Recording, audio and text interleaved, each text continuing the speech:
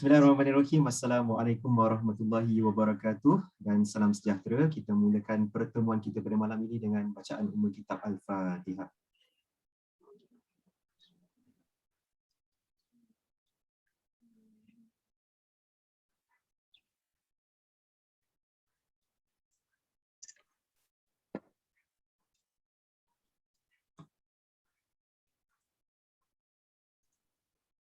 Amin amin ya rabbal alamin.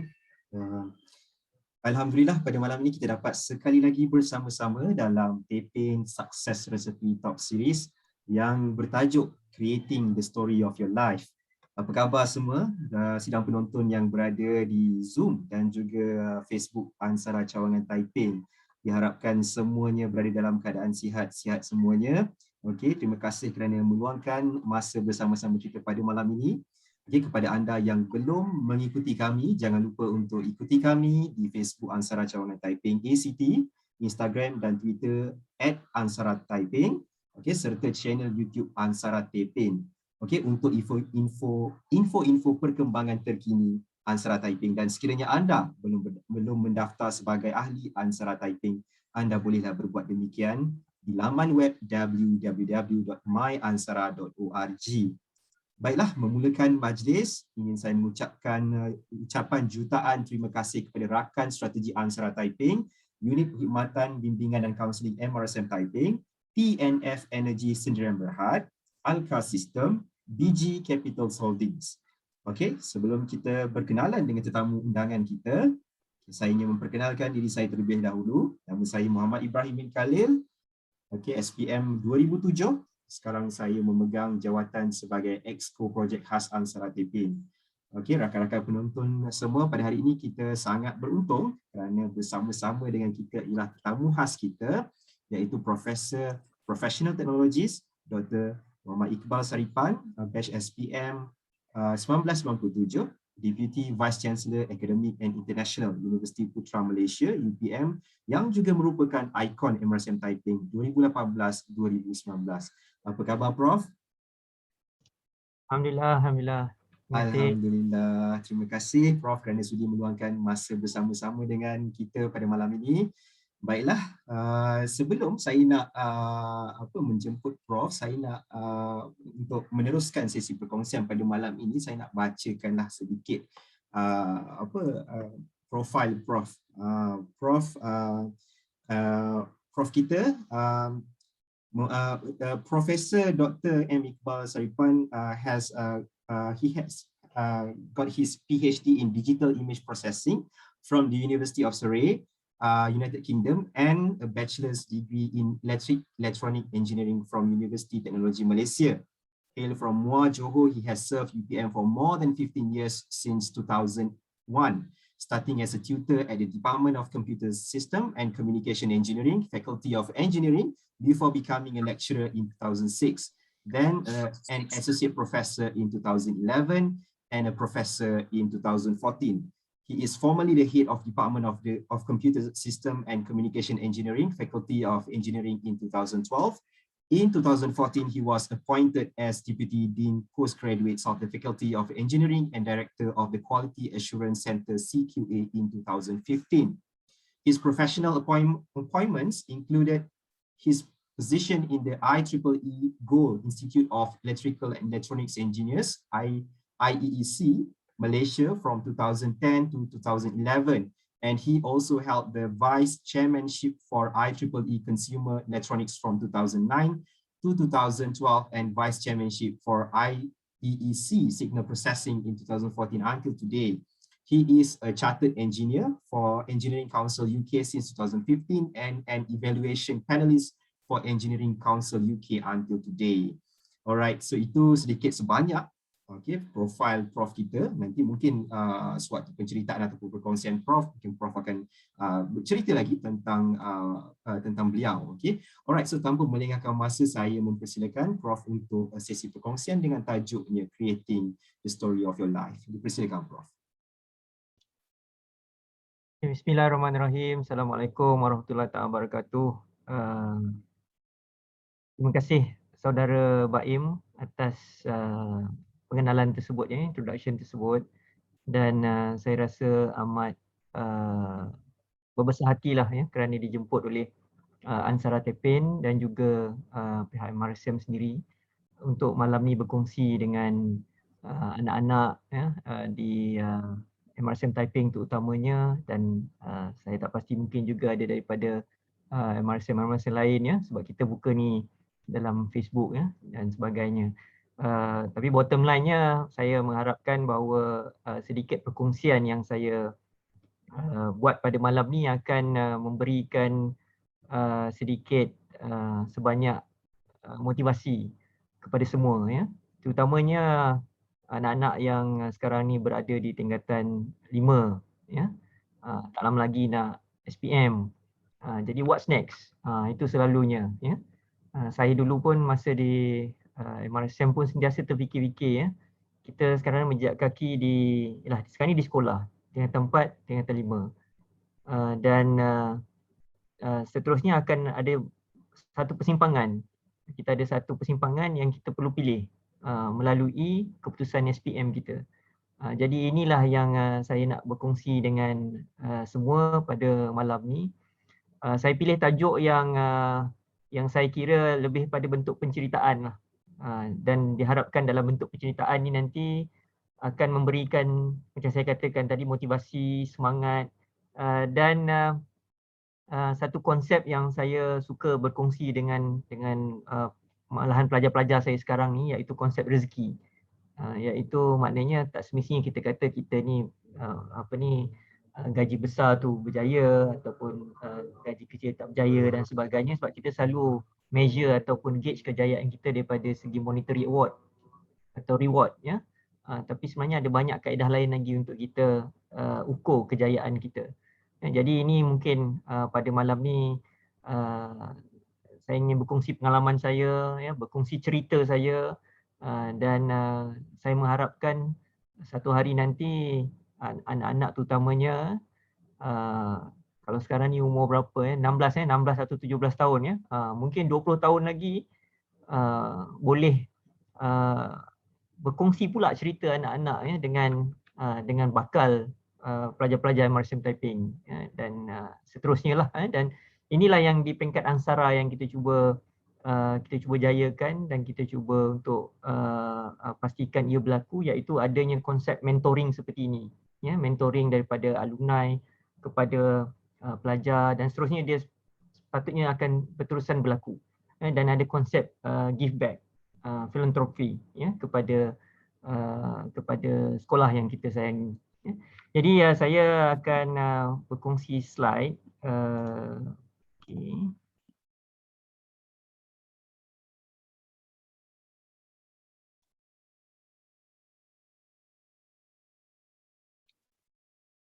Okey, dan saya namakan pembentangan saya atau penceritaan saya hari ini sebagai Creating the Story of Your Life. Ya. Jadi seperti yang diperkenalkan tadi, saya MRSM Taiping SPM tahun 1997. Ya, dan pada tahun 1997, seperti mana yang semua tahu, kita ada kegawatan ekonomi ya, di negara kita. Dan ini sebenarnya memberikan kesan kepada batch kami sebersedikit pada waktu tersebutlah ya. Dan nanti saya akan cerita dari segi akademik, tapi kalau kesan daripada segi makan tu dekat Dewan Selera sebelum tu lauknya banyak hebat-hebat, tapi bila tiba je kegawatan tu dikurangkan sikit. Tapi saya harap sekarang ni dah kembali seperti biasalah ya. Dan sedikit tentang saya juga. Saya merupakan Badan Wakil Pelajar untuk sesi 1996-1997 ya. Jadi rasa boleh kenal kot ya muka yang mana satu ni. Jadi saya ditugaskan sebagai Exco Kebudayaan ya, dan alhamdulillah semua rakan-rakan saya Exco termasuk Tuan Presiden ya sebelah kiri bawah sekali tu Muslim ya. Sekarang ni kami memang sentiasa berhubung lah ya, dan agak rapat lah. Tambahan pula zaman sekarang ni kita ada WhatsApp group ya, kita ada Facebook group dan sebagainya. Dan one thing yang saya rasa sangat memberi kesan kepada kami semua adalah bila kita ada rakan-rakan yang semuanya akan bersifat very supportive, ya, and maknanya dalam apa-apa kejayaan bila kita kongsi bersama dan sebagainya, kita nak kita rasa gembira bersama. Yang itulah yang saya rasa memberikan sumber motivasi kepada kami semualah, ya. Maknanya sekarang ni dilihat alhamdulillah lah, semua berjaya.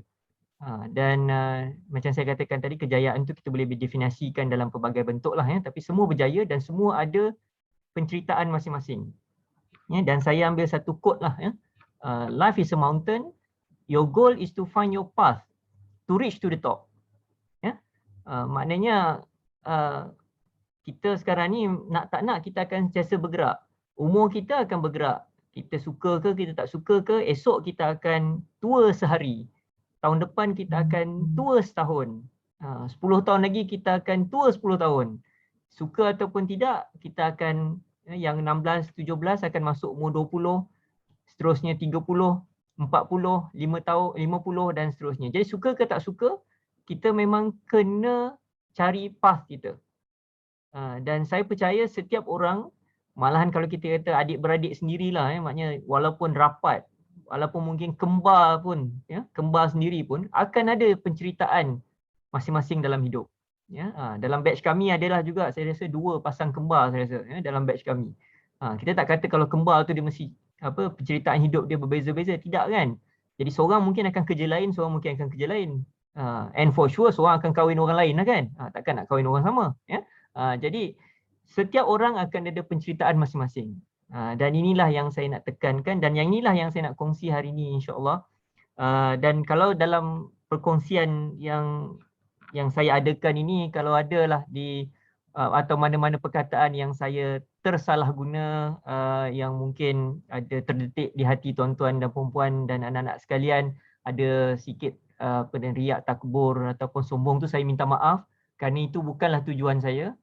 Saya cuma hendak berkongsi pengalaman saya, penceritaan saya. Ada masanya di atas, ada masanya di bawah, dan bukan tujuan saya untuk menyatakan bahawa saya adalah ikon yang terbaik, tidak. Ya, kerana setiap orang ada cerita masing-masing. Ya, itu yang saya nak tekankan di sini. Dan kalau daripada kelayakan akademik saya orang Johor, MUA, ya. Sekolah Kebangsaan Parit Setongkat MUA. Baru-baru ni nama sekolah ni jadi terkenal pula waktu Olimpik, kalau siapa-siapa perasan lah. Ya, cyclist Shah Firdaus, ya. Dia orang Parit Setongkat. Jadi teringat juga saya nak berlawan cycling dengan dia, tapi mungkin kalah teruk lah kan, ya. Tapi itu adalah alumni sekolah. Dan seterusnya selepas saya tamat darjah 6, saya ke Sekolah Tinggi MUA tingkatan 1 sampai tingkatan 3, dan alumni Sekolah Tinggi MUA yang kalau sekarang paling terkenal adalah mantan Perdana Menteri lah, Tan Sri Muhyiddin, merupakan alumni Sekolah Tinggi MUA. Dan kemudiannya, ni nak cerita sikit, ya, habis Sekolah Tinggi MUA, sebab saya tak pernah berjauhan daripada keluarga, ya. Even daripada masa habis sekolah rendah, Sekolah Kembang Parit Setongkat, nak masuk ke Sekolah Tinggi MUA, abang dan kakak saya mereka masuk Ma'had. Tapi tiba saya kata saya tak nak masuk Ma'had, ya. Saya nak cuba sedikit berbeza, masuk high school. Tapi still dalam MUA jugalah, kira dekatlah dengan rumah, kan, tiap hari tinggal rumah. Tapi kemudiannya bila habis Sekolah Tinggi MUA, lepas PMR, saya tak nak pergi sekolah asrama. Jadi saya bagi syarat kepada ibu bapa saya lah, sebab dua-dua abang dan akak saya lepas tingkatan 3 pergi sekolah asrama. Tapi sebab yalah, dah terbiasa dekat, saya cakap dengan mak ayah saya, ibu ayah, saya kata saya tak nak pergi sekolah asrama kecuali kalau dapat MRSM Taiping. Memang itu syarat yang letak tu. Dengan harapan, maknanya ya ini garanti tak dapat lah ni, kan. Bagi syarat pula, syarat yang susah, ya. Dah cakap dah, kecuali MRSM Taiping. Pada waktu tersebut ada 3 buah MRSM lah yang menjadi program khas pendidikan PKP. MRSM Taiping, MRSM Jasin, masa tu nama dia masih lagi Jasin lah sekarang ni Tun Gafar Baba, dan MRSM Pekalan Cepa. Jadi ada tiga MRSM. Tapi saya kata Taiping je saya nak pergi. Sebenarnya hati tak nak pergi. Mulut je cakap sebab nak memberi harapan kepada ibu ayah kan, konon-konon anak ni nak pergi MRSM, nak pergi sekolah asrama, ya. Dan dijadikan cerita, saya menduduki peperiksaan memasuki MRSM tu di MRSM Muar. Nak dijadikan cerita, dapat pula MRSM Taiping. Dan bersama-sama dengan saya daripada Sekolah Tinggi Muar ada 4 orang sebenarnya rakan-rakan saya yang sama-sama di MRSM Taiping, ya. Jadi bila dah dapat tu pula, saya bagi satu lagi alasan kepada ayah saya, ibu ayah saya kata, okey, dapat MRSM Taiping, tapi hanya akan pergi kalau dapat masuk kelas bio. Bagi satu lagi alasan. Ni sebenarnya tak nak pergi, ya. Satu lagi alasan. Jadi maka nak menggembirakan hati saya, jadi ayah saya call lah MRSM Taiping, tanya, kan, anak dia ni Iqbal ni dapat masuk kelas biologi ke tidak? Sebab asal cita-citanya adalah untuk menjadi seorang doktor. Jadi sebab tu nak biologi. Jadi pandai tu, daripada awal tu dah bagi alasan tu nak jadi doktor, therefore kena masuk kelas biologi. Tapi sebenarnya tak nak pergi sekolah asrama, dah lah jauh, ya. Jadi ditakdirkan masa tu call MRSM Taiping kata memang betul kelas biologi. Dan MRSM Taiping pun cakap sebenarnya tak apa kalau masuk kelas, sebab masa tu ada 2 aliran, biologi dan accounting. Tak apa sebenarnya kalau masuk kelas accounting pun bila datang Taiping boleh tukar sebenarnya. Jadi habislah alasan saya untuk tidak pergi ke MRSM Taiping. Maka kenalah pergi. Jadi masa tu saya gunakan perkataan maka kenalah pergi, ya, terpaksa, ya. Dan saya diletakkan di dalam homeroom. Masa tu kita panggil ni lah Intan, Delima, Mutiara, Nilam, dan Zamrud, apa lagi, ya, dan sebagainya. Dan kemudian saya dilantik menjadi Esko Kebudayaan Bidang Rupi, dan selepas tu saya ke Universiti Teknologi Malaysia. Yang ini berlaku pada tahun 1997. Nanti saya akan ceritalah, ya, tentang kenapa saya ke UTM, ya. Dan ni saya share lah gambar saya sebelah kanan ni, ya, untuk semasa di MRSM Taiping, pakai baju nak pergi solat Jumaat tu, ya. Blok mana tu Prof? Ya. Blok mana tu? Asrama. AB. Aminuddin Bakri, wing B bawah. Okey. Ya. Dan saya suka juga kongsikan, yang ni saya nak bagi tips lah kepada anak-anak sekalian, nanti nak masuk sekolah semula kan, nak balik maktab, ambil lah gambar banyak-banyak dengan cikgu-cikgu. Zaman dulu tak ada digital camera, kan, jadi gambar-gambar ni terpaksa kemudian di scan dan sebagainya, kualiti tak apa lawa lah zaman dulu kan. Ni gambar saya bersama dengan Cikgu Johari yang mengajar kimia pada semasa tingkatan 5. Tingkatan 4 cikgu lain. Sekarang ni Cikgu Johari adalah merupakan Profesor Madya di Universiti Teknologi Malaysia. Ya, dia keluar daripada MRSM, masuk UTM dan buat PhD dan seterusnya. Dan sekarang ni Profesor Madya di UTM Johor Bahru, Fakulti Pendidikan. Dan ini adalah Cikgu Hanita, fizik, ya. Dan Cikgu Anita ni antara orang yang menyebabkan saya minat fizik dan seterusnya bertukar daripada tadi saya kata biologi nak jadi doktor tu kepada aliran engineer, ya. Malahan dalam the only time that time, masa tu ada sekali tu kita buat kuliah untuk topik dalam dewan kuliah yang besar, dan saya ditugaskan menggantikan Cikgu Hanita masa tu untuk ajar satu topik kepada semua ni, berdebar masa tu. Cikgu Mama mengajar biologi, ya. Jadi dan Cikgu Mozir. Cikgu Mozir Sekarang ni tinggal pun dekat je dengan saya, dekat area Kajang ni. Dia mengajar kimia pada tingkatan 4, ya, semasa tingkatan 4. Okey, yang ni saya nak pergi teknikal sikit lah, dah lalang kita pergi engineering kan. So kita pergi teknikal sikit. Tadi saya kata creating the story of your life, kan? Siapa-siapa yang akan masuk aliran engineering akan jumpa ni. Ya, engineering ataupun computer science akan jumpa ni. Yang kita namakan sebagai Fourier series. Yang series of life tu saya tambah. Dalam aliran engineering, fundamental mathematics nanti akan belajar satu siri yang dinamakan sebagai Fourier series. Yang ni saya namakan sebagai series of life. Kenapa? Ya, kerana ini equation ni lah, ni tunjukkan satu equation ni. Kerana ini anak-anak semua dah belajar kan pasal function kan, simple function dah belajar lah kan.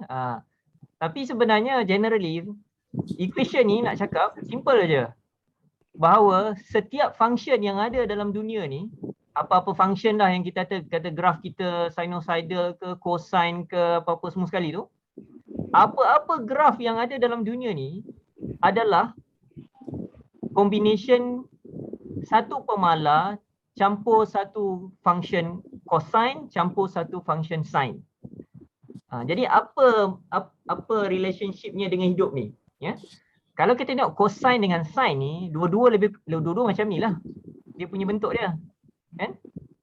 Ni malam ni belajar matematik sikit, engineering mathematics especially. Okay, kalau sine dia akan start daripada sini kan, semua belajar ni kan, function sine. Kalau cosine start daripada atas kan. Tapi maknanya kita nak kata apa-apa function dalam dunia ni, mathematical function dalam dunia ni adalah kombinasi satu siri cosine dan satu siri sine. Maknanya kombinasi graf ini. Dan kalau kita tengok graf ni, dia ada ups and downs. Itu yang saya nak kaitkan dengan kehidupan tu. Dia ada up and down. Kan? Dia dah up, dia down. Tapi lepas down dia mesti up balik. Kan? Tapi ini kalau kita tengok sebagai satu sahaja. Kalau kita combine banyak-banyak menjadi Fourier series yang saya katakan ni, kita tengok up and down tu besar, ya. Tinggi, ya, maknanya amplitude dia tinggi, ya, maknanya jarak dia tinggi, daripada atas dan bawah jarak dia tinggi, ya. Tapi bila kita gabungkan dia menjadi satu siri Fourier, dia jadi kecil lah. Dan ketinggian atas bawah yang kita katakan tadi ni, up and down ini, dia menjadi satu kombinasi up and down yang kecil di atas sebagai sebahagian daripada kombinasi up and down yang lebih besar.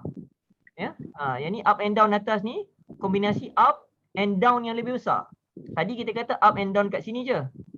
Ya, sekarang ni kita kata up and down yang lebih besar. Jadi dekat sini macam mana saya kaitkan dengan kehidupan? Dalam kehidupan kita ni maknanya ada masanya kita up and down. Ada masanya kita ada dekat atas, ada masanya kita ada dekat bawah. Tapi kita selalu dengar orang kata big picture, kan? Selalu orang dengar, kan? Dia kata look at the big picture. Atau dalam, yalah selalunya kita kata lihatlah hikmah yang ada dan sebagainya. Kan? Maka kenapa saya namakan ni sebagai series of life? Sebab sebenarnya untuk anak-anak sekalian mungkin merasakan apa-apa yang berlaku sekarang, ya? Kalau sekarang ni mungkin tengah pandemik dan sebagainya, susah nak belajar, internet tak boleh nak connect dan sebagainya, itu mungkin down dekat sini. Tapi bila down dekat sini rasa down sangat, hilang motivasi. Cuma dalam konteks kehidupan, down dekat sini ni mungkin sebenarnya adalah satu down dekat sini, kecil je. Berbanding dengan kehidupan sebenar yang lebih besar up and down je.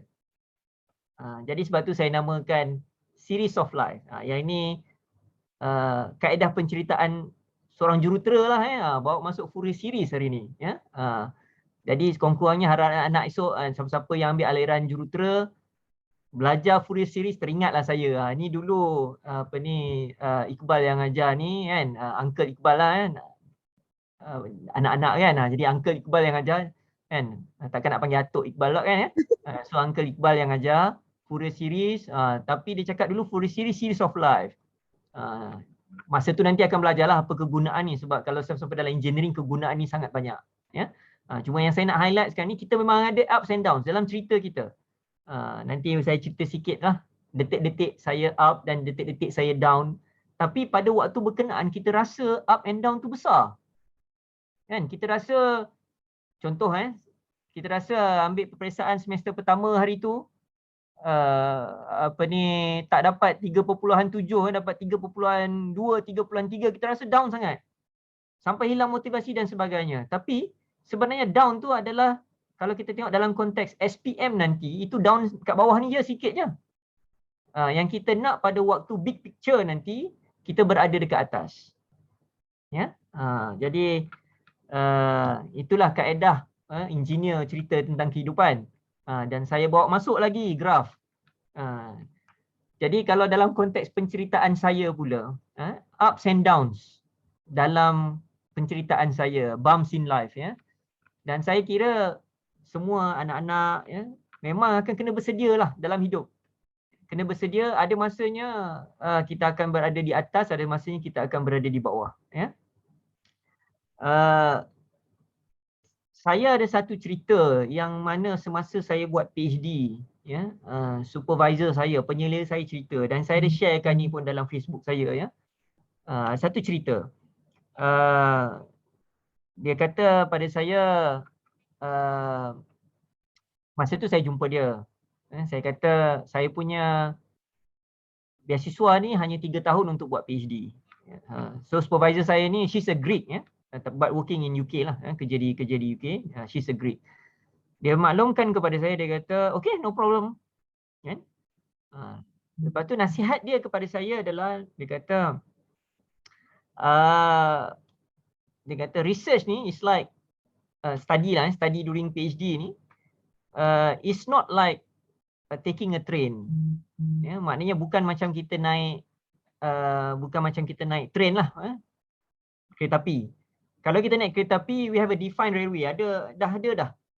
Apa nama tu, railway tu dah ada dah. Jalan tu dah ada. Kan? Kalau daripada Kuala Lumpur nak ke Johor Bahru, jalan tu dah ada. Dan apa-apa kereta api pun akan lalu jalan yang sama. Kan? Tak boleh tiba-tiba kereta api tu kata hari ni saya nak lalu jalan lain lah, tak boleh. Sebab tak ada jalan tu. Kan? Landasan kereta api tu memang itulah jalannya. Kalau belok ke kanan 40 darjah, mesti belok ke kanan 40 darjah.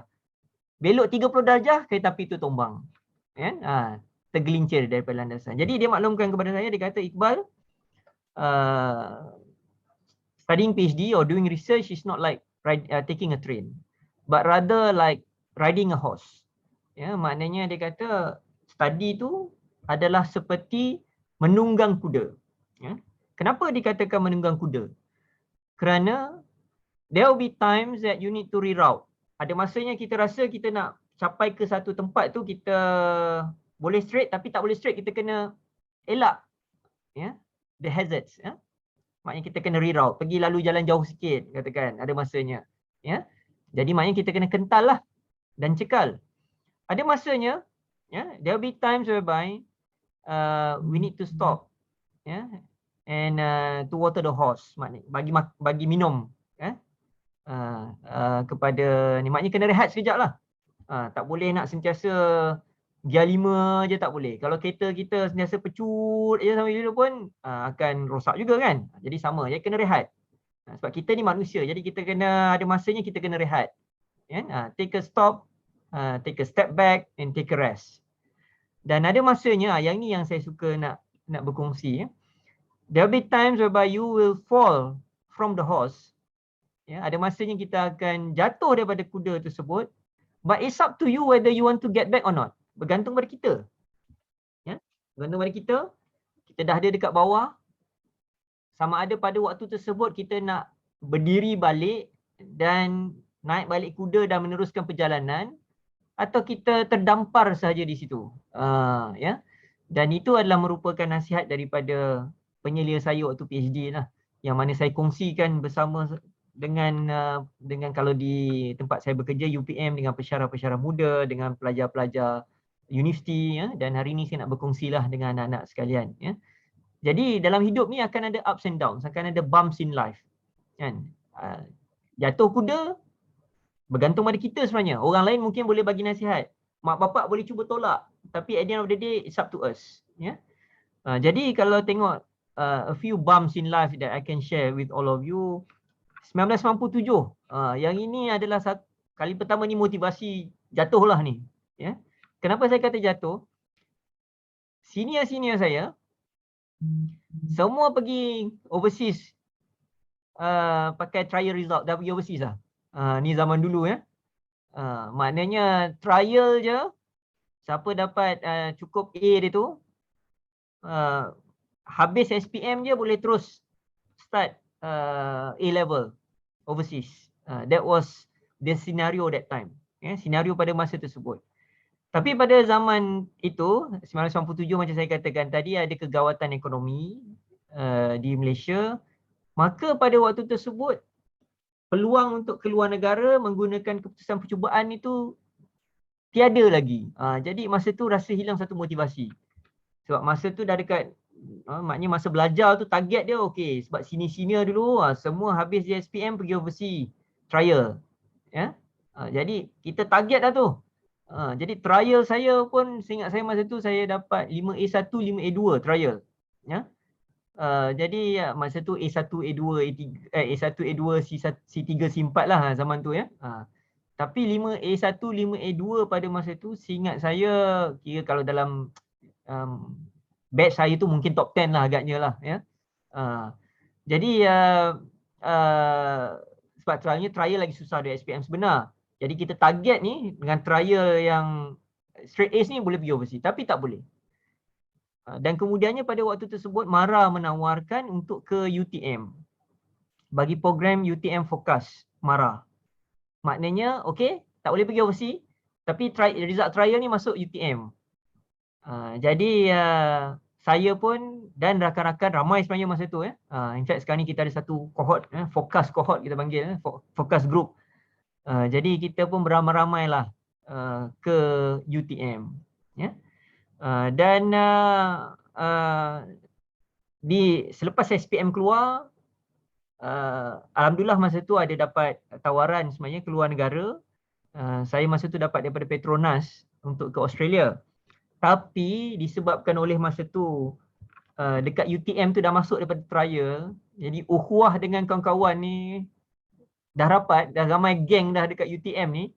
Jadi masa tu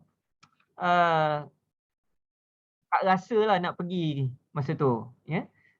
Jadi saya pun pada waktu tersebut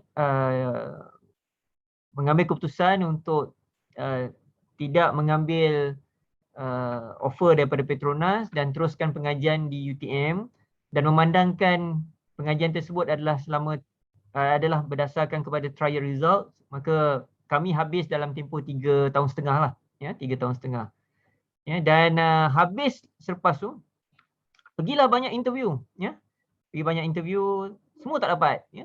In fact ada satu interview saya pergi tu, saya ingat lagi, Western Digital dekat Kelana Jaya masa tu pergi interview. Bila datang tu dia kata oh dah ambil dah apa ni, maknanya bila datang tu tak tahulah, mungkin agaknya senarai interview tu ramai dan bila turn saya dia dah ambil lah apa ni jurutera sebelum tu, jadi tak dapat lah kerja di Western Digital pada waktu tersebut. Tapi nak dijadikan cerita, ada satu peluang masa tu yang dikongsikan oleh rakan saya ya.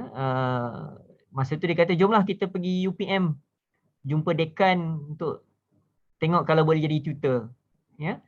Jadi pada waktu tersebut bersama-sama dengan saya ada beberapa rakan-rakan saya satu batch yang sama ya, dan salah seorang daripada rakan saya tu memang sekarang ni pun sama-sama dengan saya dalam satu jabatan, Dr. Fakrul ya. Selain daripada tu ada rakan saya Nazrul dan Hamizi, ni semua yang daripada Taiping lah ya, yang sama-sama ke UPM pada masa tu untuk menjadi tutor. Dan masa saya nak jadi tutor, minat saya lain. Minat saya adalah kalau dalam elektronik tu kita ada banyak bidang juga. Jadi minat saya adalah lebih kepada yang kita panggil sebagai microelektronik, semiconductor level lah. Sebab tu saya kata yang Western Digital semua sekali tu dia at that level ya. Tentang ialah pembinaan transistor dan sebagainya lah. Material untuk resistor ya, perintang. Semua anak-anak belajar kan perintang kan ya. Jadi minat masa tu adalah bidang itu. Tapi masa tu saya dimaklumkan oleh UPM kalau nak masuk UPM tak boleh masuk bidang tu. Sebab bidang tu dah penuh dah. Jadi kena masuk bidang lain. Sekali lagi masa tu Allah, minat macam ni. Kan? Tapi dapat yang macam ni. Tapi disebabkan oleh peluang pada masa itu pun tak banyak. Kan? Jadi saya pun, okey, tak apa. Saya ambil cabaran ni untuk tukar bidang sikit. Ya, masih lagi dalam electronics engineering, tapi daripada yang saya katakan tadi semiconductor level kepada signal processing. Dan pada tahun 2002-2001, masa tu kita tak dengar sangatlah digital camera ni. Ya, masa tu digital camera pun kita kata digital camera yang tak boleh nak kita bawa pergi mana-mana lah. Ya. Dan kalau ada pun kualitinya adalah sangat rendah lah pada waktu tersebut. Ya. Tapi pada waktu itu saya diminta untuk membuat penyelidikan PhD dalam bidang pemprosesan image digital, image processing. Ya. Digital camera lah. Ya. Jadi saya telah memulakan pengajian kalau di UK, siapa yang berminat lepas ni nak ke UK selepas degree, kita boleh memulakan pengajian yang dipanggil sebagai Master of Philosophy / PhD, MPhil PhD, yang mana pada hujung tahun yang pertama selalunya akan ada satu conversion, akan ada satu exam, dalam kes saya oral exam, ya, maknanya kena viva, yang kemudiannya daripada situ di-decide lah sama ada saya dapat master saja ataupun saya boleh terus ke PhD tanpa buat master. Jadi alhamdulillah saya boleh terus buat PhD, dan saya buat PhD selama lebih kurang 3 tahun setengah daripada Oktober 2002 sampai Februari 2006, yang saya gelarkan sebagai permanent head damage lah. Ya, ini pun ramai cakap kata ni PhD permanent head damage. Ya. So waktu PhD ni pula macam-macam berlaku. Hard disk yang saya gunakan external hard disk rosak. Aduh. Ya. Maknanya data saya selama setahun setengah pada waktu tersebut hilang. Jadi ini yang saya katakan ni macam-macam cerita ni kalau kita nak cerita tentang kehidupan kita, story of my life. Dan pada tahun yang kedua, saya University of Surrey, pada tahun yang kedua, penyelia saya memilih untuk pindah universiti pada tahun kedua. Jadi kita ni nanti siapa-siapa anak-anak yang buat PhD ni kita dengan supervisor, dengan seorang tu, dengan penyelia, dia bukan dalam kelas. Maknanya dia one to one. Ya. Jadi kalau dia tak ada ni, maknanya kalau saya tukar kepada penyelia lain, projek saya kena tukar. Jadi tapi kalau saya ikut dia pindah daripada University of Surrey ke Imperial College. Kalau saya ikut dia ke Imperial College, saya kena mula semula daripada tahun 1. Jadi saya pilih untuk saya maklumkan kat dia, saya kata boleh tak? Can we do this? Saya stay di Surrey tapi dia stay supervise saya. Sebab kedudukan antara University of Surrey di Guildford UK dan Imperial College di City Centre London tu, kalau drive dia dalam 45 minit lah. Jadi saya kata tak apalah, saya pergi jumpa setiap minggu, saya kata. Saya turun daripada tempat saya ke Imperial College London setiap minggu. Tapi saya tak nak pindah universiti. Sebab targetnya adalah nak dapat PhD. Kalau saya mula semula pada tahun 1, maknanya nanti beasiswa saya tak cukup lah 3 tahun tadi. Seperti yang saya nyatakan peringkat awal. Jadi ada banyaklah cerita-cerita yang sewaktu membuat penyidikan dan sebagainya tu yang menyebabkan atau mendewasakan diri saya. Sebagai contohnya pada waktu tersebutlah kita boleh kenal hati budi orang kan. Kalau kita kata orang curi idea, saya alami waktu PhD, ya. Orang curi idea, kemudian dia publish idea tersebut, mula-mula ada nama saya dalam senarai penulis tu. Tiba-tiba bila publish dalam real publication, nama hilang. Saya pun confused, kenapa boleh hilang maknanya. Jadi itu adalah antara perkara-perkara yang mendewasakan saya lah. Ya. Dan apabila masuk kerja, start 2006 masuk kerja sehinggalah sekarang, macam yang saya kata waktu Fourier series tu. Sebenarnya bila masuk kerja, nombor satu kita rindukan zaman belajar. Kan? Anak-anak tak percaya, nak tanyalah Abang Baim ni. Kan? Sebab masa zaman belajar tu lah kita ada banyak masa untuk kita bersosial dengan kawan-kawan, kan? Dan daripada segi tanggungjawab tu pun tak adalah tanggungjawab tu terlalu besar. Tanggungjawab tu banyak kepada diri sendiri. Tapi bila dah masuk alam pekerjaan, tanggungjawab tu adalah kepada, yalah, kalau di universiti kepada pelajar-pelajar, semua ni tanggungjawab kita. Dan kemudian bila keluarga, tanggungjawab kepada keluarga dan sebagainya. Jadi kalau kita tengok the amplitude sekali lagi, graf saya ni, kalau tengok the amplitude, waktu kita berada di sebelah kanan tu, ya, kita akan lihat, waktu kita berada di sebelah kanan, kita akan lihat bahawa bumps yang kita ada, ataupun ups and downs yang kita ada pada peringkat awal tu hanyalah bumps yang kecil sahaja berbanding dengan apa yang kita hadapi dalam hidup. Dan kalau saya nak bawa konteks ni kepada yang lebih besar lagi untuk kehidupan abadi di akhirat nanti, kita akan tengok apa yang dah berlaku selama ni semua itu adalah bertambah kecil, ya, berbanding dengan apa yang kita nak hadapi di padang mahsyar nantilah, ya. Jadi sebab tu saya nak highlightkan kepada anak-anak sekalian, seperti awal tadi saya kata, setiap orang ada cerita masing-masing, kan? Tapi daripada segi amplitude kita nak lihat kita berada di mana, di atas ataupun di bawah, dan bagaimana kita nak handle the emotions and motivations. Jadi kalau kita berada di bawah, macam cerita saya pasal kuda tadi tu kan, bila kita jatuh kuda, kita berada di bawah, kita jangan hilang motivasi, sebabnya kita kena fikir di masa akan datang tu bumps tu akan lagi besar. Jadi anggaplah apa-apa perkara yang berlaku ni, the downside yang kita ada ni sekarang ni adalah merupakan satu downside yang kecil saja, small bumps in your life as compared to apa yang kita nak hadapi di masa akan datang, ya. Jadi secara umumnya saya menghabiskan PhD saya pada semasa umur 26, ya, sebab saya boleh terus ke buat meneruskan ke PhD.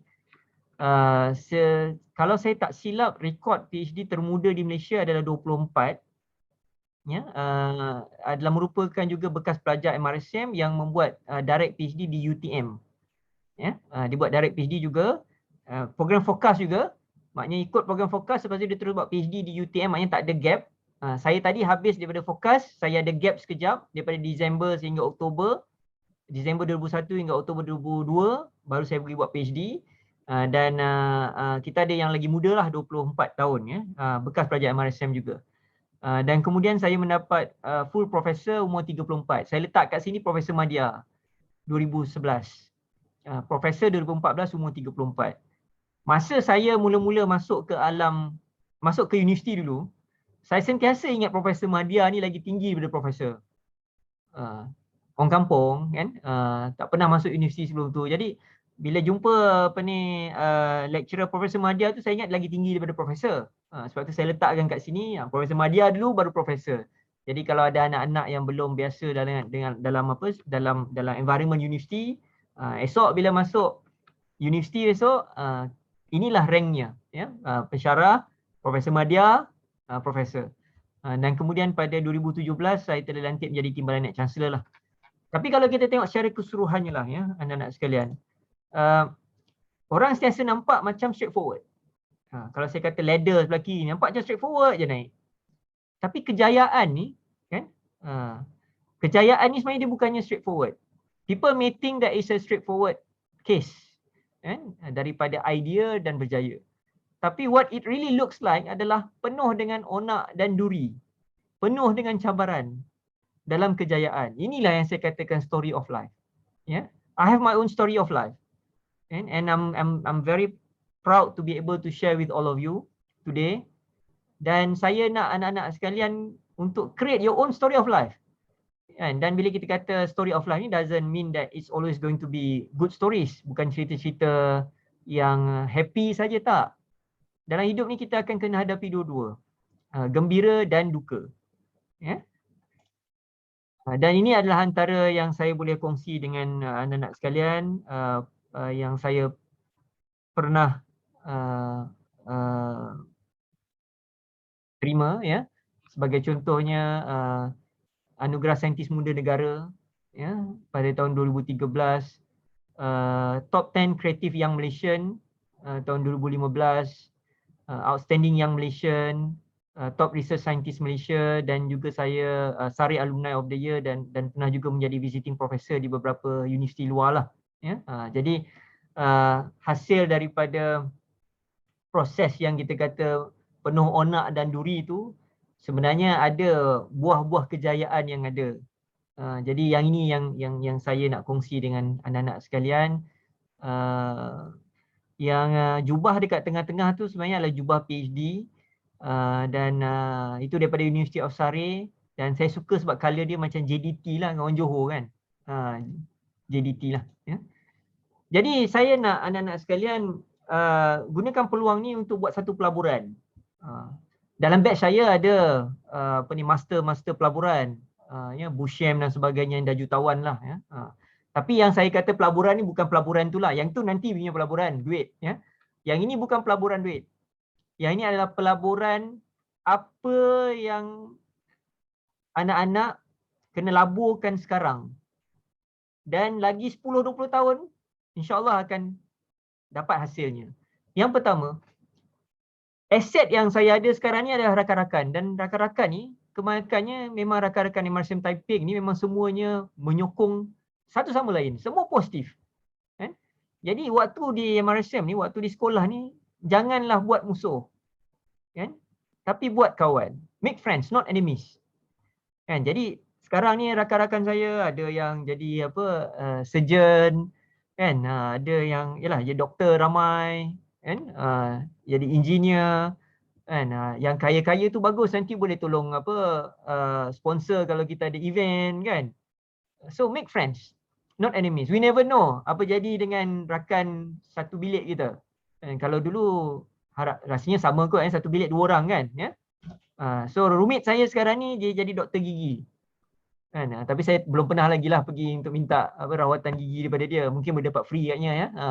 Tapi maksud saya, kita tak tahu apa rakan kita sebelah tu akan jadi. Dia pun tak tahu kita nak jadi apa. Maka make friends. Kan? Tak rugi. Ada ramai kawan ni, tak rugi. Manalah tahu tiba-tiba ada salah seorang nanti akan jadi menteri ke, kan? Perdana Menteri ke, kan? We never know. Yang kedua, inilah masanya, kan, waktu di sekolah dan waktu masuk belajar, waktu degree nanti, untuk anak-anak sekalian, cabar diri sendiri. Apa yang saya boleh buat, apa yang saya tak boleh buat. Kan, kalau di MRSM Taiping dulu, saya ingat kita pernah buat drama, ya, English drama competition. Kan, macam-macam lah, bawa ekskul kebudayaan dulu, saya kebudayaan. Kita buat aktiviti. Tak pernah mungkin sebelum ni orang masuk drama cakap bahasa Inggeris ke, kan. Terutamanya saya lah, sebab saya daripada kampung, daripada kampung. Masuk MRSM Taiping, rakan-rakan yang daripada KL semua sekali memang English memang berhabuk lah. Roommate saya pun English berhabuk, saya belajar banyak daripada dia. Ya? Tapi kita kena challenge ourselves. Kan? Jadi kita kena challenge. Jadi jangan malu, jangan segan. Inilah masanya untuk kita laburkan, untuk kita tahu apa kekuatan diri kita dan apa yang kita perlu tambah baik. So you must challenge yourself during this time. Ya. Dan yang ketiga, polish your skills.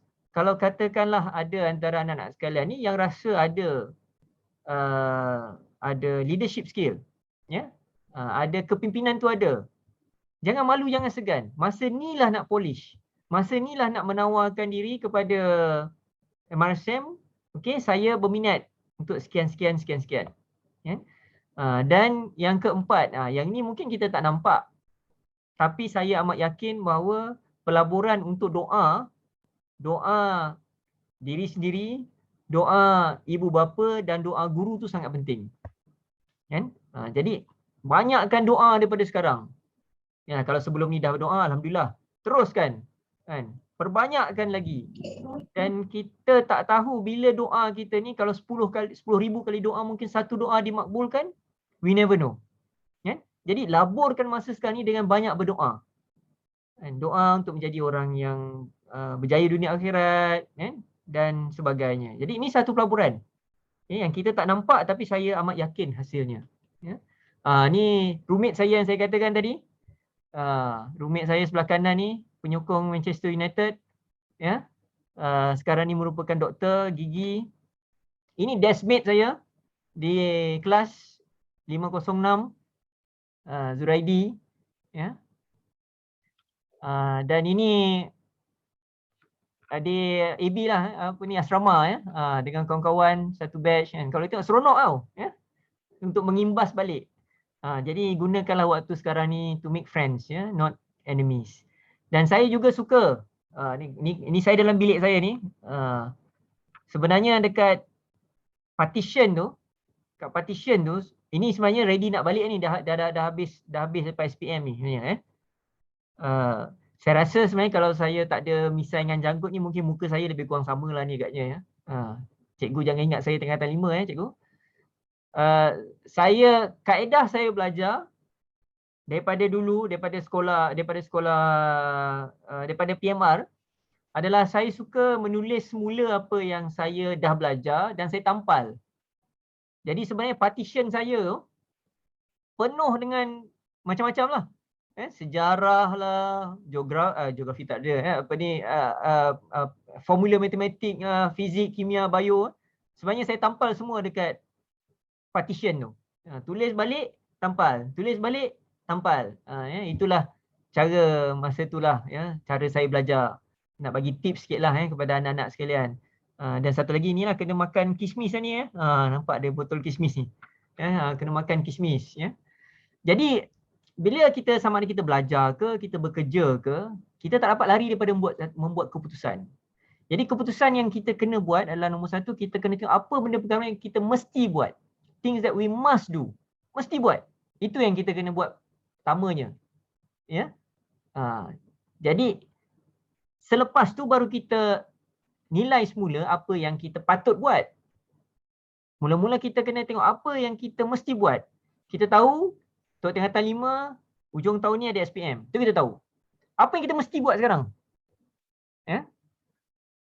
Jadi kalau sekarang ni kena belajarlah. Kan? Bila dah makin dekat, makin kena belajar lebih banyak. Kan? Tapi apa yang kita itu mesti buat, apa yang kita patut buat, mungkin kita patut bahagikan sikit, ada masanya kita rehat sekejap. Kan? Main badminton ke, cycling ke, jogging ke, ya. Things that we should do. Tapi there are things that nice to do. Ya, ada benda yang eloklah untuk dibuat. Tapi tak buat pun tak apa sekarang ni. Kan, contohnya kita kata main game ke, tapi hari tu ada pertandingan PUBG kan. Tak apalah, yang tu lain, tu pertandingan ya. Tapi kalau untuk siapa-siapa yang nak SPM, nak main game, yang itu things that are nice to do. Boleh mainlah puas-puas lepas habis exam nanti. So kita kena letakkan apa perkara yang sekarang ni kita mesti buat, wajib buat sekarang ni, apa perkara yang kita patut buat dan apa perkara yang kita bolehlah buat kalau kita nak buat, ada masa terluang.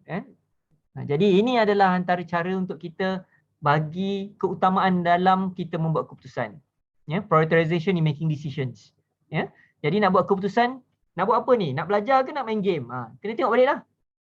Belajar dekat mana? Must do. Main game dekat mana? Nice to do. Jadi tunggu dulu. Tapi kalau dah nak masuk pertandingan PUBG tu, then kena dia jadi dekat must do lah sebab nak masuk pertandingan ni. Jadi setiap satu keputusan yang kita buat tu kita kena bagi keutamaan. Ya. Dan kalau untuk belajar, pada saya ialah sentiasa menjadi satu keutamaan lah. Ya. Dan maka untuk kita berjaya, kita kena bermotivasi, kita kena bekerja dengan smart, ya. Dan bersedia untuk bekerja long hours. Maknanya bersedia untuk kurangkan tidur dan sebagainya. Dan kalau kita ada right environment dengan rakan-rakan yang memberi sokongan yang baik kepada kita, kan?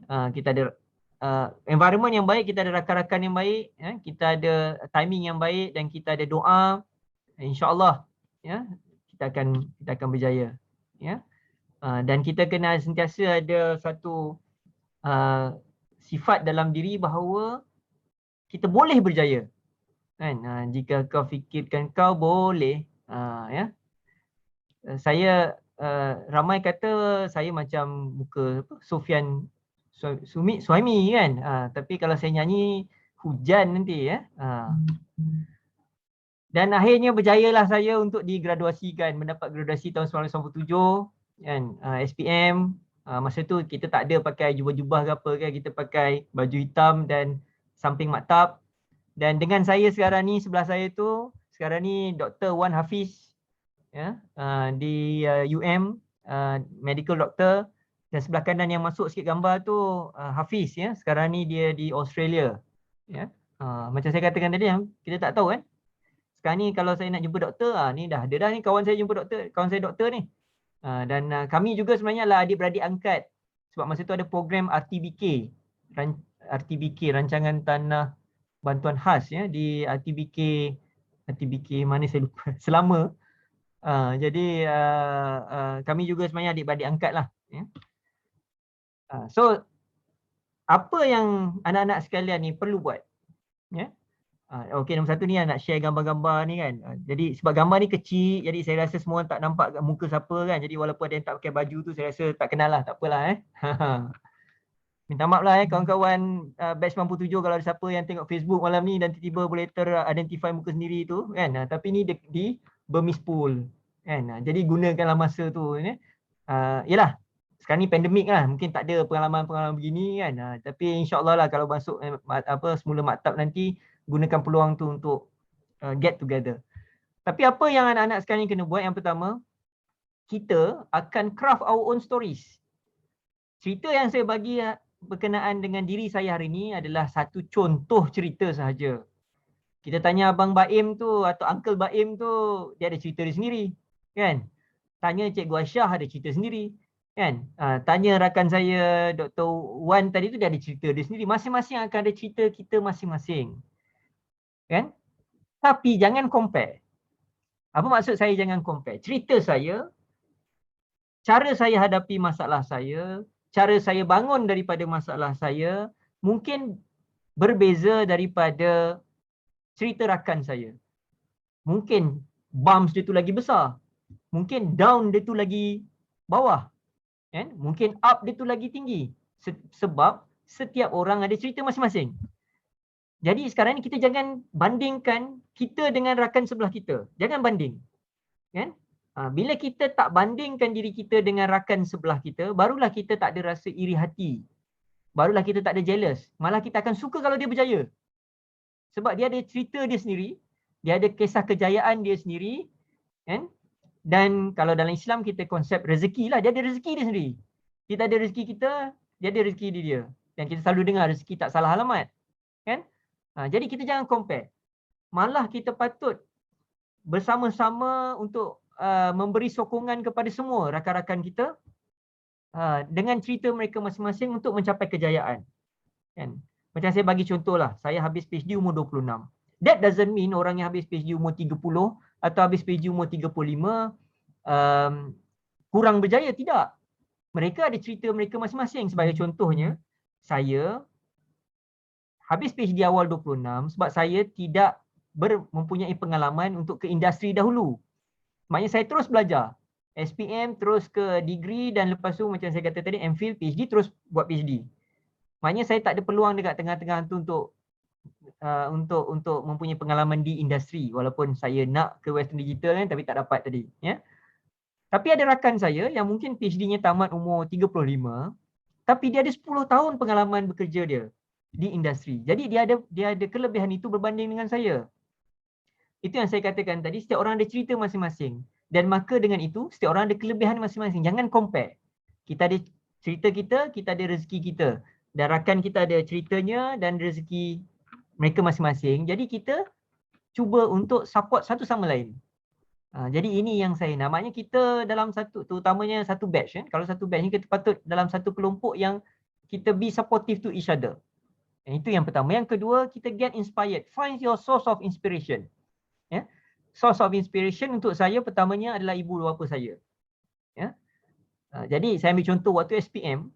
Ni nak cerita lagi lah. Waktu SPM, hari Khamis, hari Jumaat tak ada paper. Minggu pertama tu hari Khamis, paper kimia. Saya ni selalu skor kimia.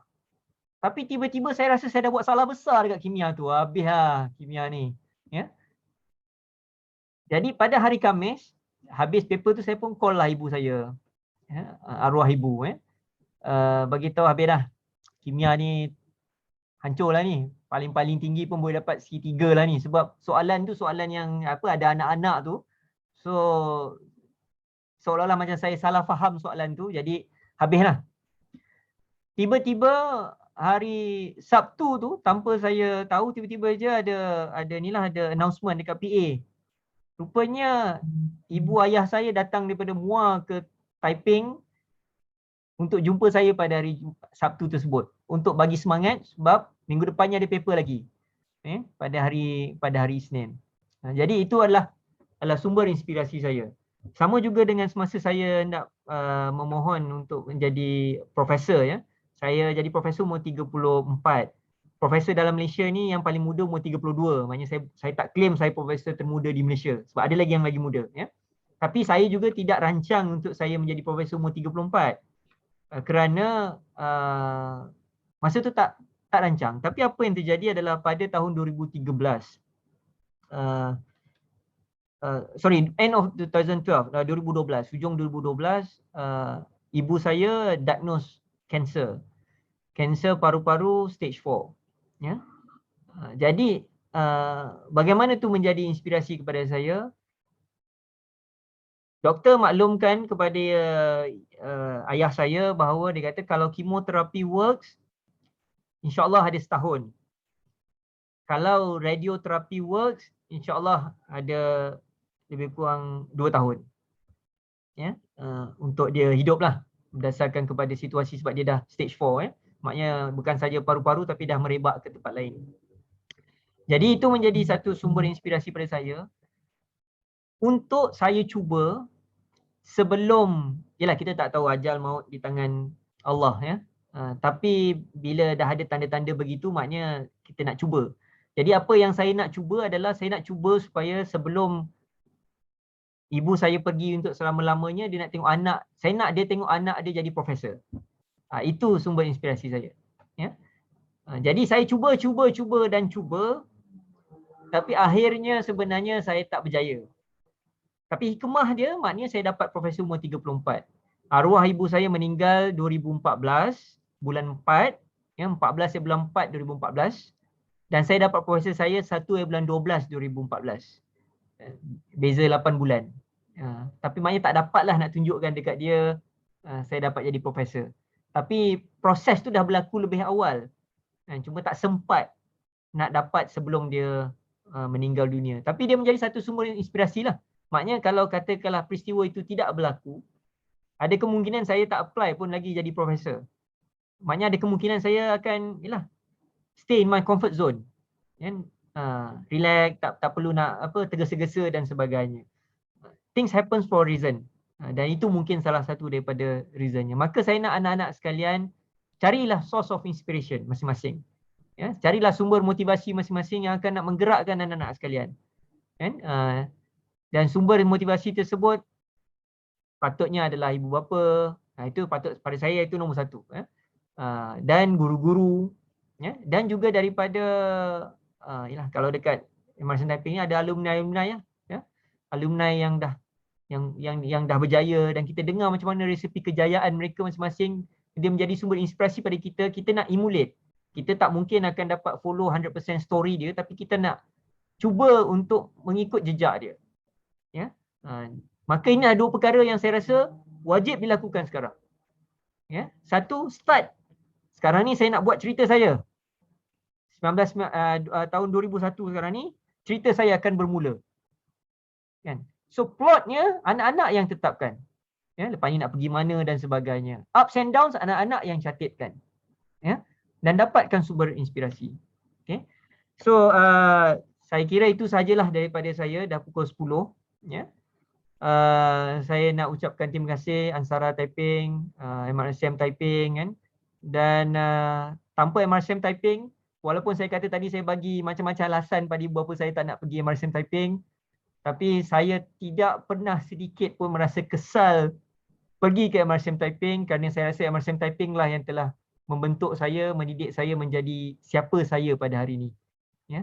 So, terima kasih MRSM Taiping. Itu saja daripada saya, 1 jam lebih kurang. Saya tak pasti Brother Baim kalau kita ada masa untuk soalan-soalan ke. Tapi buat masa sekarang ni saya mengundur diri dahulu. Kalau ada soalan saya boleh terima. Atau kalau tidak kemudian nanti boleh cuba cari Facebook saya Iqbal Saripan, insya-Allah jumpa sebab Saripan tu tak ramai dalam Malaysia. Jadi boleh add friends, boleh tanya saya di situ juga. Terima kasih. Sekian wabillahi taufiq hidayah. Assalamualaikum warahmatullahi taala wabarakatuh. Over back to you, Brother Baim. Alhamdulillah, terima kasih banyak kepada Prof Iqbal atas perkongsian sebentar tadi. So kita nak tanyalah, nak tengok dekat ruangan Zoom chat kita, dekat Facebook live kita, ada ke rakan-rakan penonton kita yang nak tanyakan apa-apa saja soalan? Okey, dekat Zoom Cikgu Aisyah ada ke dapat private message ke? Prof Iqbal ada dapat private message ke dekat Zoom? Dekat Facebook ramai kawan-kawan Prof ni. Betul.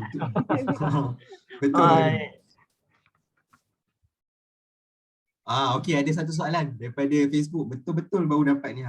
Okey. Daripada Nur Syahril Cik Nazran, dia tanya apa next plan Prof?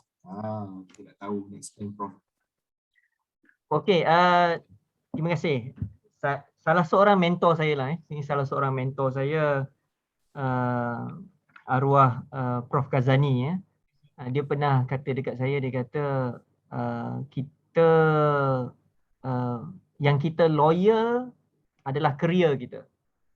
Yang kita loyal adalah career kita.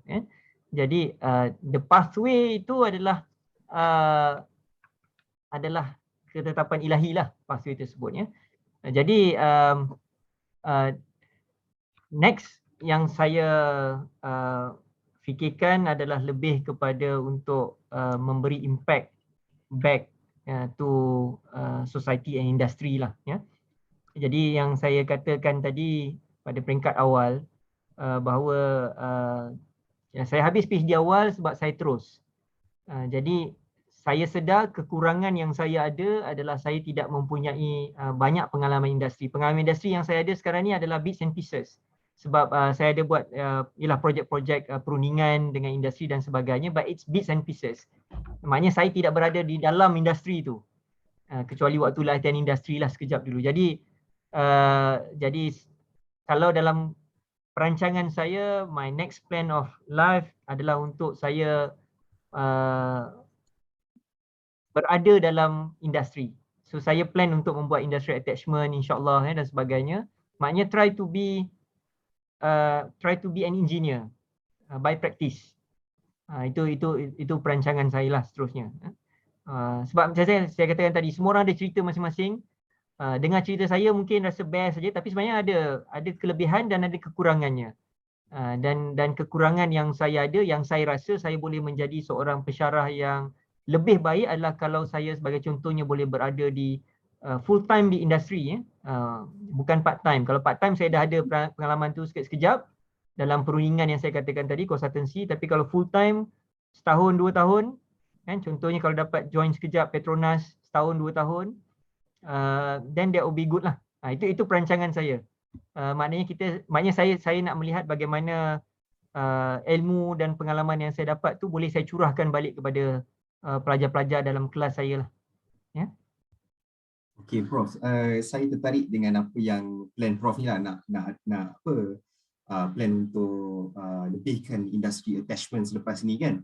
So saya tertanya-tanya jugalah, bila macam seseorang yang berminat juga nak towards the end dia nak pursue dia punya career sebagai seorang pensyarah ataupun profesor kan. Adakah laluan itu sepatutnya dia terus macam yang Prof buat, daripada dia belajar dia terus habiskan sampai PhD dulu ke, ataupun it's a macam mana, ada value added kalau dia masuk ke industri dahulu dan baru dia sambung balik? Apa pendapat Prof terhadap kerjaya sebagai seorang academician? Okey, situasi sekarang dan situasi sewaktu saya memulakan kerjaya saya sebagai pensyarah dah sedikit berbeza lah. Pada waktu tersebut, generally kita kurang pensyarah. Dalam Malaysia ni kita kurang pensyarah. Jadi maknanya pada waktu tersebut kalau di peringkat universiti pun kita memang menggalakkan cepat-cepat buat PhD supaya balik boleh cepat-cepat jadi pensyarah. That was the scenario that time pada waktu tersebut.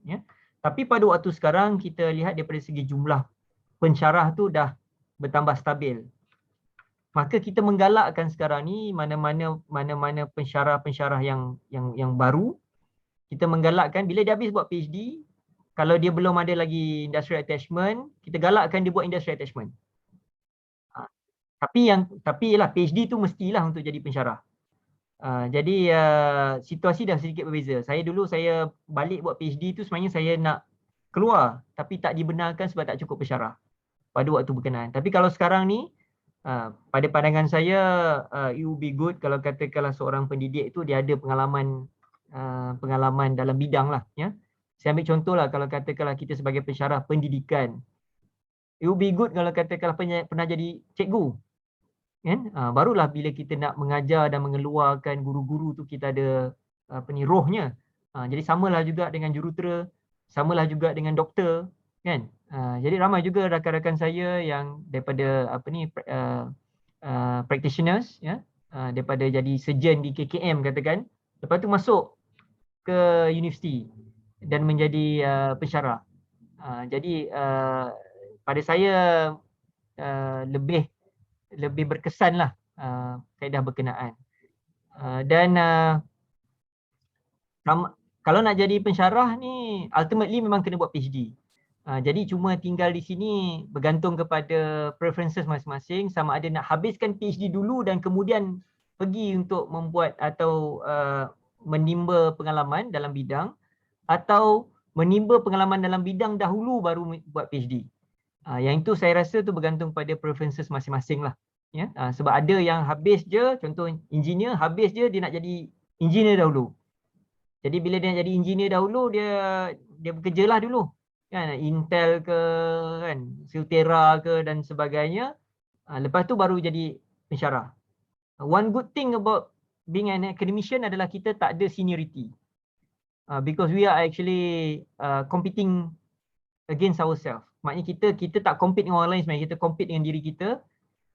Kita capai satu peringkat standard yang ditetapkan untuk kenaikan pangkat, kita boleh mohon. Kita tak bergaduh pun dengan orang lain. Kita tak payah nak bertanding pun dengan orang lain. Kita bertanding dengan diri kita sendiri. That's one good thing about being an academician.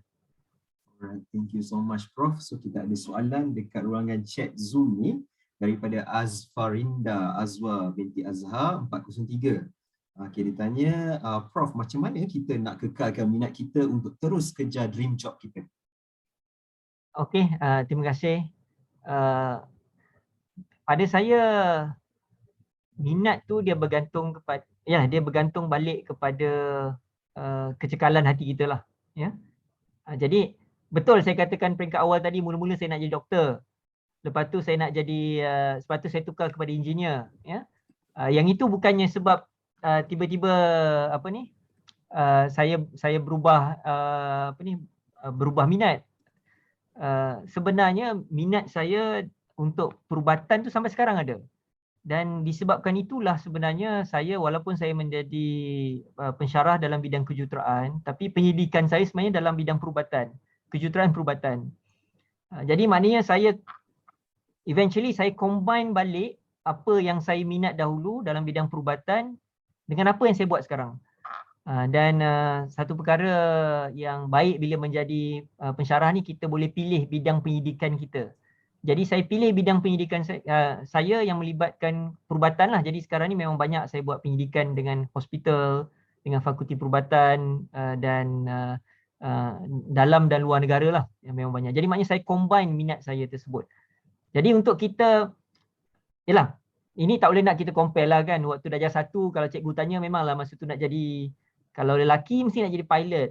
Kalau perempuan mesti nak jadi pramugari kan. Kalau darjah 1 lah kan. Lepas tu mungkin pindah sikit jadi polis kan. Lepas tu jadi cikgu. Masa tu belum istiqomah lagi lah. Tapi saya rasa bila dah masuk tingkatan 4, tingkatan 5 ni kita dah lihat ya. Jadi bila saya katakan peringkat awal saya minat nak jadi doktor tu sebab saya belum belajar bio. Bukan saya kata saya tak suka bio. Tapi apabila saya dah belajar biologi dan saya belajar fizik, saya baru tersedar bahawa dalam fizik tu saya minat elemen elektronik tu. Maknanya kita belajar perintang, kan, belajar kira-kira elektronik sikit kan dalam fizik tu. Jadi di situlah saya sebenarnya bukan tukar minat, tapi saya baru sedar baru saya minat di situ. Dan pada masa yang sama saya minat perubatan juga, maka akhirnya hari ini saya dapat combine antara dua lah. Jadi jawapan saya yang panjang tadi tu kalau saya boleh ringkaskan adalah sebenarnya kita bukan berubah minat, kita cuma mungkin kita tak sedar lagi kita mungkin ada minat yang lain juga. So we need to explore ourselves. Ini lah masanya. Ya, terutamanya pada tingkatan 4 dan tingkatan 5. This is the time we explore ourselves. Mungkin masa tu ada yang doktor, tiba-tiba dia jadi businessman. Ramai juga rakan saya yang sama-sama daripada degree sama-sama di UTM kan, lepas tu ceburkan diri dalam businessman. Dan dia berjaya kan, sebagai businessman jutawan dan sebagainya. Jadi itulah kisah hidup dia. Kalau kita panggil dia, mungkin dia lagi banyak cerita ups and downs dia, sebab dalam bisnes saya rasa lagi banyak ups and downs, ya. Jadi maknanya minat tu dia probably dia bukan berubah, tapi kita discover that kita ada minat yang lain juga. Alright? Alright, thank you so much, Prof. Okay, soalan seterusnya daripada Amira Fauzi. Dia tanya, kan awal-awal Prof nak jadi doktor, tetapi macam mana boleh pergi ke engineering? Dan saya juga mempunyai minat yang mendalam dalam dua bidang yang sangat berbeza. Jadi, pada pendapat Prof, saya perlu pentingkan dari segi apa? Sama ada bidang yang senang dapat kerja after study atau yang senang skor sepanjang study. Macam mana, Prof? Okey, terima kasih. Saya sebenarnya macam saya kata, saya minat bio dan sebenarnya 4 semester saya di MRSM kan. Bio saya skor A je semua. Tak pernah dapat A-. Maknanya sebenarnya memang minat dan memang suka. Fizik pula, walaupun saya kata saya minat tadi, tapi sebenarnya fizik saya saya ingat lupa lah, sama ada B plus A 4 semester tu ataupun A minus A. So maknanya dia turun naik. Maknanya dia bukannya flat A's untuk fizik. Tapi saya minat satu komponen dalam fizik tersebut, iaitu komponen yang berkaitan dengan elektronik lah, ya. Dan ini adalah dua bidang berbeza lah, kita kata engineering dan medik. Untuk kisah hidup saya alhamdulillah selepas menjadi pensyarah saya dapat gabungkan balik, atau sebenarnya waktu buat PhD sebenarnya, ya. Waktu buat PhD, saya punya PhD dalam image processing for medical image analysis. Jadi sebenarnya saya dapat gabungkan balik minat saya dalam perubatan dengan minat saya dalam fizik. Ya, itu kisah hidup saya. Tapi kalau merujuk pada soalan tadi tu, nak pilih yang mana, adakah yang lebih mudah ataupun yang senang dapat kerja? Saya kedua-dua tu sebenarnya adalah very subjektif. Kalau tanya saya, kalau saya berada di tempat saudari yang menanya tu, saudari ke saudara ni? Saudari ni, Amira. Saya akan pilih yang mana saya minat. So maknanya saya akan pursue my interest. It's not about whether the area senang ataupun area tu mudah dapat pekerjaan, ataupun senang skor. Sebab senang skor is very subjective. Kalau senang skor untuk kita, maknanya semua orang senang skor. Kan? So maknanya bagaimana kita nak meletakkan diri kita ni lebih baik berbanding dengan yang lain, sebab area tu memang adalah area yang average-nya tinggi, senang skor. Tapi bila kita bercakap tentang pekerjaan ni, yalah, kita boleh buat sedikit data analitik lah tentang pekerjaan, apa yang ada, apa yang bagus, kan? Lagi 5 tahun, lagi 10 tahun dan sebagainya. Tapi kalau kita tidak minat, saya ada rakan dan ada pelajar, contoh ya, pergi membuat perubatan, dah buat perubatan, ada seorang tu di luar negara, tamat perubatan. Ada seorang tu di Malaysia, tamat juga perubatan. Tapi habis buat perubatan, saya tanya kenapa tak teruskan untuk housemanship dan sebagainya. Sebab dia kata dia tak minat. Ya? Dia kata dia tak minat. So kalau kita kata tentang pekerjaan, sebab dulu kalau jadi doktor senang dapat kerja lah. Sekarang ni mungkin ada, kita dengar dalam berita kan, ada doktor yang kena kontrak dan sebagainya tu, mungkin maknanya bilangan tu dah bertambah. Tapi kalau dulu kita kata siapa ambil medik memang tak ada masalah untuk terus kerja dengan government. Tapi kalau tak minat, then habis degree, that's it lah. Dan saya memang ada contoh sendiri yang saya jumpa sendiri, yang mana rakan saya tersebut dan pelajar tersebut dia memang maklumkan bahawa dia ambil degree perubatan ni sebab disuruh, bukan sebab minat. Maka bila dia habis tu dia tak ada minat nak bekerja. Walaupun dapat pekerjaan tu dia tak ada rasa passion nak bekerja. Terutamanya kalau perubatan kan pada peringkat awal tu mungkin kena kerja teruk sikit lah kan. Buat housemanship tu memang kerja teruk sikit lah. Jadi bila tak ada minat tu dia tak boleh nak go extra mile. Tak boleh nak mungkin datang tengah malam ke datang awal pagi ke, dia tak rasa seronok nak bekerja. Jadi pada saya kita kena pursue interest kita. Ya, of course bila kita kata interest tu kita kenalah fleksi sikit lah macam saya katakan tadi pun bila saya nak buat PhD, bila saya masuk UPM sebagai tutor, minat saya bidang lain, semiconductor. Tapi saya tak dapat minat yang itu. Ni kira minat yang kedua lah, signal processing. Tapi itu pada tahun 2002 dan saya tak tahu bahawa 10 tahun selepas tu, kita kata 2012 katakan, image processing ni atau digital camera ni dah memang jadi satu hot stuff lah. Sekarang ni semua orang pegang digital camera dalam poket masing-masing. Pada masa tu tak tahu bahawa area tu akan boom sebegitu besar. Jadi perbanyakkanlah doa, semoga apa-apa yang kita pilih, yang kita pursue tu adalah yang terbaik untuk kita. Of course kena buat data analytics sedikit, maknanya kena buat study sikit, janganlah pergi area yang langsung tak ada kerja. Kan? Maknanya kena reasonably good area, tapi kita kena pursue apa yang kita minat. Janganlah kita maknanya memilih something yang kita tak minat yang kemudiannya nanti kita akan merugikan beberapa tahun dalam hidup kita. Alright, thank you so much Prof.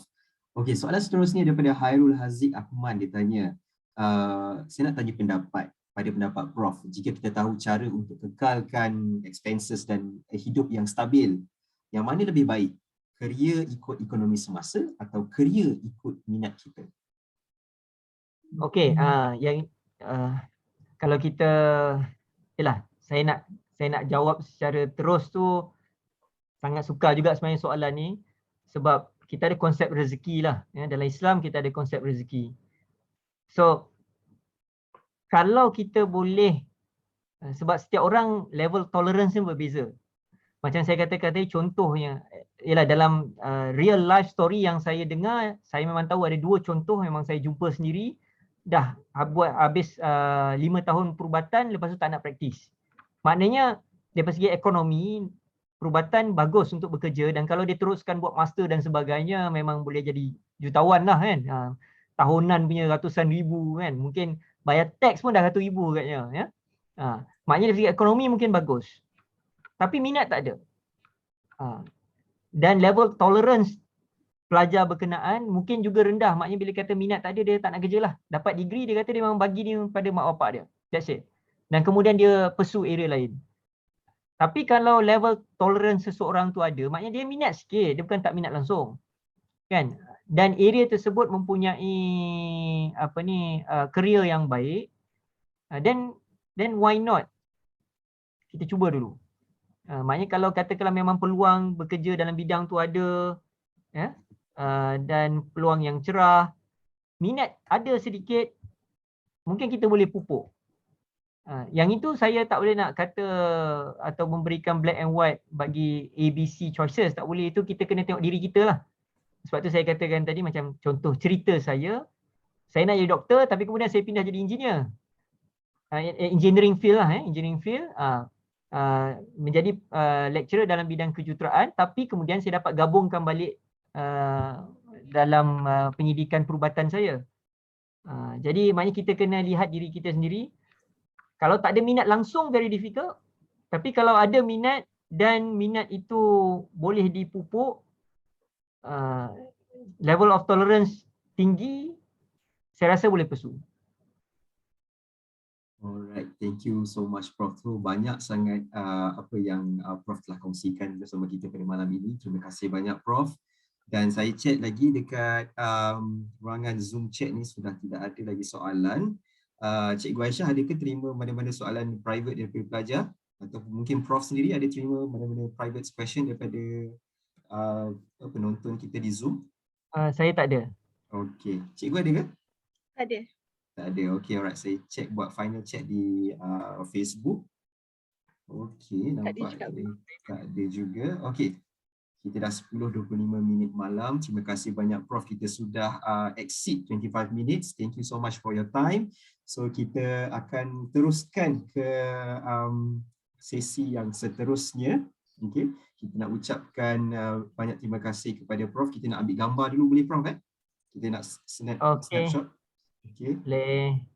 Alright, so kepada para penonton di Zoom, boleh on camera untuk kita sama-sama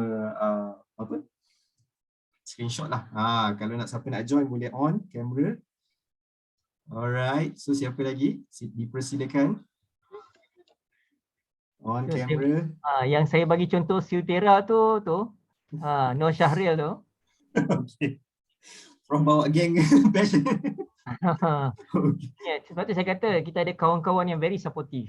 Alright. Haris Mizat doktor, batch saya, kelas saya, dan saya rasa ramai lagi lah ni ya.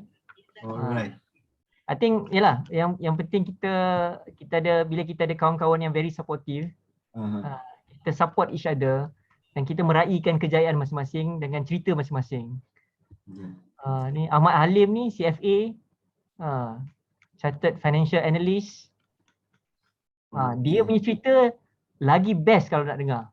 Sebab saya pernah dengar. Sewaktu program apa Cikgu Syahid, program yang datang UPM Permata Hitam.